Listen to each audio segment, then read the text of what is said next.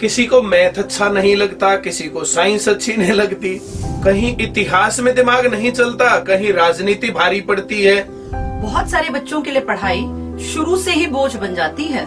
अब हम बनाएंगे पढ़ाई को आसान, अब हम पढ़ाएंगे आपके बच्चों को, अब हम आएंगे आपके गांव में।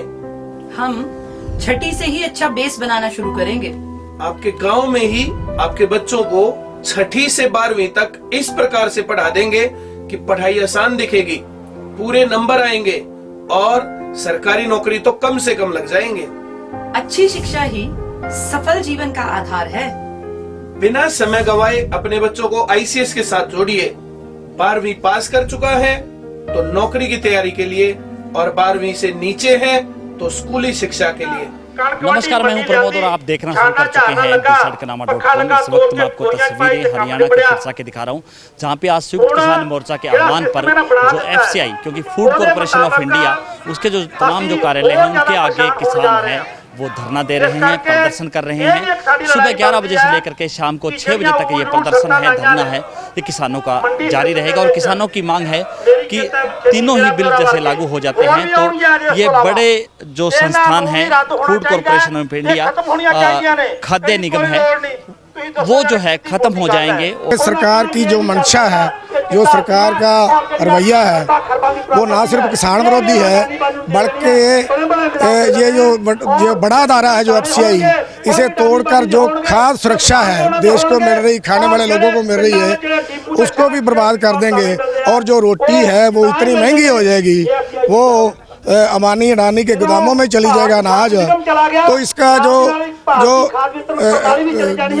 जन वितरण प्रणाली के जरिए भी जो अनाज मिलता है गरीबों को, वो भी जाएगा। और जो स्थिर रहती हैं मार्केट में कीमतें, क्योंकि एफसीआई जैसे बड़े बड़े अदारे जो खड़े हैं देश में, इनकी वजह से सारे देश में चावल और जो अपनी गेहूँ है ये उपलब्ध हो जाती है। अगर ये इसका जो व्यापार है, ये एफसीआई अगर निकल गई, सरकारी खरीद खत्म हो गई, मंडियां खत्म हो गई, तो ये बहुत महंगा सौदा पड़ने वाला है। आप पाकिस्तान को देख लें, वहाँ 100 रुपये किलो नहीं शेर का वहाँ चलता पैमाना, मन का और शेर का 100 रुपये किलो अनाज। आज लोग वो चीख रहे हैं, इतनी बड़ी महंगाई है। ऐसा ही हाल, वो तो पाकिस्तान तो देश छोटा है, हमारा देश 135 करोड़ का देश है। इसमें अगर ये अदारे तोड़ देंगे तो ये लोगों के साथ अकाल जैसी स्थिति पैदा हो जाएगी, बहुत भयानक स्थिति पैदा हो जाएगी। खाने वालों के लिए, बेचने वालों के लिए किसान ही बर्बाद हो जाएगा, और जो खाने वाले लोग हैं वो भी भूखों मर जाएंगे। सरकारी खरीद शुरू होने वाली है। सरकार अभी बहुत सी जगह मंडियों में नहीं उतर रही है, किसान हताश हैं।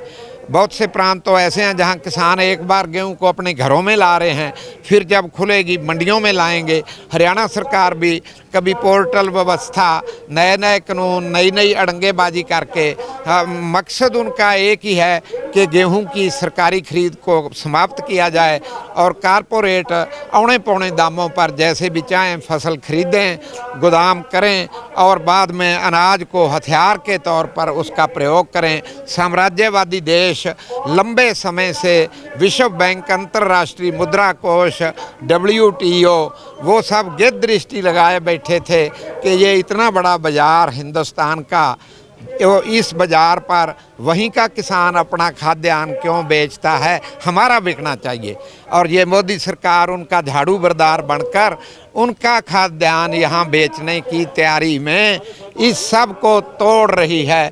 चोरों के कपड़े, डांगों के गाज, इस हिसाब से देश का अब तक का जो भी धन दौलत है वो कौड़ियों के भाव लुटाया जा रहा है। इस वीडियो को आप ज़्यादा से ज़्यादा शेयर जरूर कर दीजिए ताकि तमाम इन किसानों की आवाज़ है वो सरकार तक पहुंचे।